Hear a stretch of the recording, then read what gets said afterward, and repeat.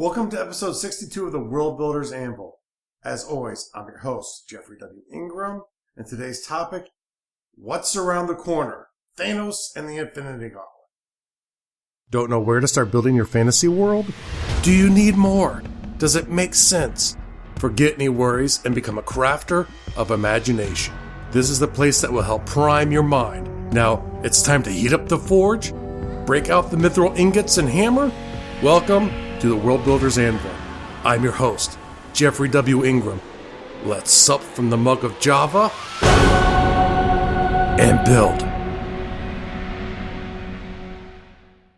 Okay, obviously I just saw the new Avengers Age of Ultron movie, and I wanted to talk about this thing that we've been seeing building in the background. And I'm going to warn you up front, if you're interested in the storyline, there might or might not be spoilers in here, I'm not sure. But if you're interested in not knowing about anything about Thanos and the Infinity Gauntlet, which is where the new movie is drawing from on its current storyline through the Marvel Universe and the movies, this isn't the episode for you. This time I figured I'd tell you before instead of after the spoilers go. Okay. Now, one of the reasons I want to talk about this is, along with world building, a lot of people will call what you're doing is universe building, especially science fiction people, because typically they're dealing with more than one location in the universe. However, this was a great example of it. Now, you have to take it in the context of the story they're delivering. If you look at the continuity of the universe of any comic brand from the time they started till now, there's a lot of resets, there's a lot of start overs. And so people sort of will attach to different eras that they consider the best, and they will consider that the lore of the comic. But for comics like Spider-Man or X-Men or Superman or Batman, the ones that have really been big, have been around for a long time, they've changed, along with all the ancillary books that have happened. And I think a big part of that is the community who buys comic books, the storytelling flavor changes over time. And so they typically will reset the universes and reuse the characters that have been successful in the past, but in a more updated way. So this is not a judgment over the continuity of the world building across all of Marvel or all of comics, but it's essentially for this Infinity Gauntlet and Thanos storyline. I remember it might have come out, it was around the time of the Gulf War. I remember that, the original Gulf War. The thing that was really very cool about it was this was the first time in I thought was a really successful way. And there've been a few times I've seen this in comics, and I might talk about another one of those later. But it was one of the few times where they really brought the whole universe together in a really successful series of stories. And there were, to the best of my knowledge, and I owe Wikipedia for this, Infinity Gauntlet, Infinity Wars, which I remember those two. There's Infinity Crusade. I might have lost interest at that point because I don't remember that one. But there were 3 series of comic books that were the core story of this. However, if my memory serves me correctly, which it might not because I'm old at this point, it spanned over the entire Marvel Universe. And obviously, if you're just reading like the Infinity Gauntlet or whatever, storylines from Spider-Man and from X-Men, Doctor Strange, were all accumulated into the Infinity Gauntlet series. And this is essentially where Thanos acquires the stones for the gauntlet and becomes uber powerful. I mean, the most powerful being in the universe. For people who know Thanos, this is not good for the world. Why? Because he has this sort of twisted love story going on with death. And I think it's a love story. That's kind of the way I read it at the time, but maybe that's just me trying to humanize it a bit. I don't know. But if nothing else, he was really trying to show off to Death, who he was probably maybe more powerful than at that time. Because he took down all of the big cosmic entities. He was defeated because of really himself. But I won't say who defeated him in case that ends up in this storyline that is being currently told by Marvel through the Marvel Universe. And the thing I like about it is the patience of it. And if the way it sort of went through the comic books, I believe it was at least a year ahead of time. You kind of felt something big coming. You started seeing connections across comic books that didn't always, or at least normally, cross over. There would sometimes be characters that would come in and out, but you could start seeing storylines building up, which was really exciting. And in the movies, you would too, where you start, seeing these stones appearing, and what are these stones, and they're really powerful. And in the latest Avengers movie, they do hint that finally, wait, hold on, I think something bad has happened. And so the question is one of patience. And I think for movies, this has been as patient as you can be, because there have been several Iron Man movies, a couple Avenger movies. Some of the characters in the Avengers have had one or more movies, and some of them and they're going to continue to have some of those movies. I don't know which ones are going in the future. I don't follow it to that degree. If you really want sort of to that degree, I would go do some research online, because there are people who really have a great understanding of comic lore and really enjoy this stuff. If you go back to my friend Aaron Wood's episode, his podcast, or the podcast that he belongs to, talks about this a lot.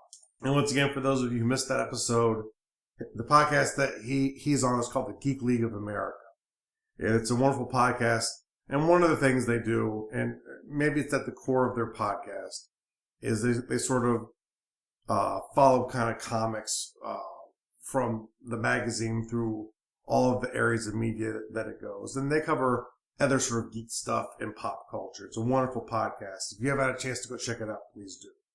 But I'm just kind of going off of what I see as the strength of the universe building. And one was that really good continuity for the stretch of the story, the way it had storylines peppered throughout the universe and brought them together, and good patience at not rushing right to the story, because the problem is sometimes you're so excited to get to the climax that you've thought of that you don't get there. Now, you can always argue whether the ending or the middle or the beginning or any part of the story could be better.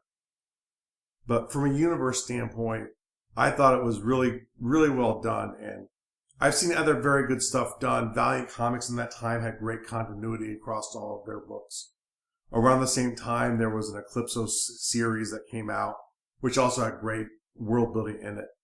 Good job to them. And it was a really good story delivery, because as you see, it's still rippling through movies today. And some of the biggest movies we've had over the last couple of years have been slowly hinting at this thing coming. And you maybe haven't seen it coming. It's become more obvious as you gotten closer to it. You'd probably have to be more of a comic book geek earlier on to go, wait, that's a stone.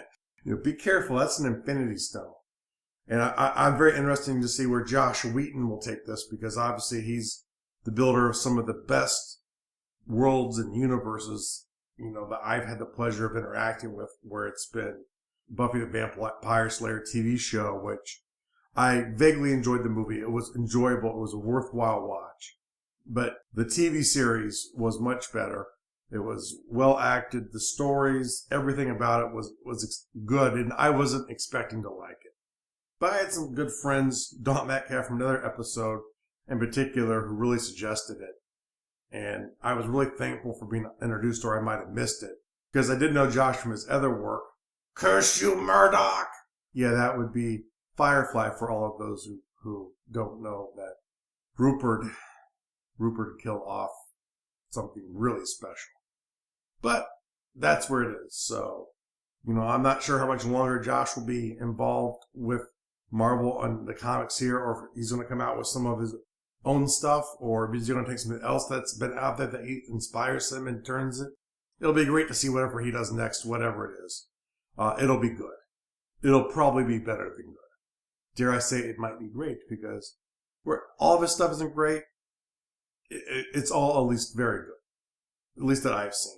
His version of Much Ado About Nothing, if you like Shakespeare, another must-watch. Set in modern setting, is one of the most successful I've seen of a Shakespeare play out of setting that tried to maintain the story. Back to the world-building aspect, though. And, well, I pretty much said what I wanted to, but it's really the continuity. And at the end, though, it's taking the world, putting a compelling story that's remembered and can ripple forward. That's amazing. And Marvel and DC have been around for a really long time. And if their universes get muddled, delivering comic book after comic book, TV show after TV show, cartoon after cartoon, movie after movie, if the continuity isn't perfect in a universe like that, there's so many people who get their hands involved in it. It's not shocking. But it's at the time, sort of for those, or what is the current universe? What is the current lore? And that's kind of what you get to go with. Where even today, it's like the DC comic book lore might not match up with the DC TV lore on WB. So if you get a chance, and you haven't, go back and watch the Marvel movies.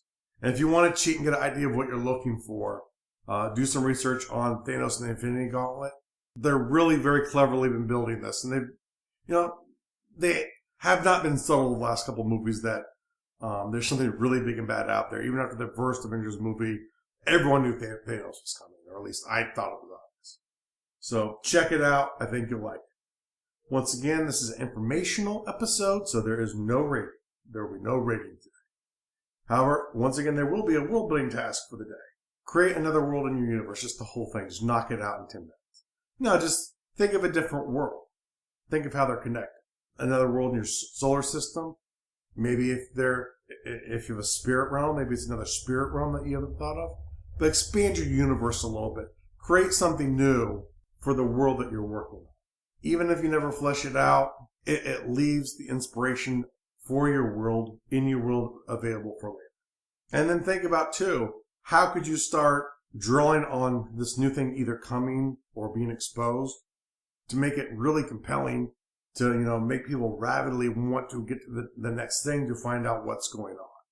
Because I think especially if you're doing novels, that's a big trick right now.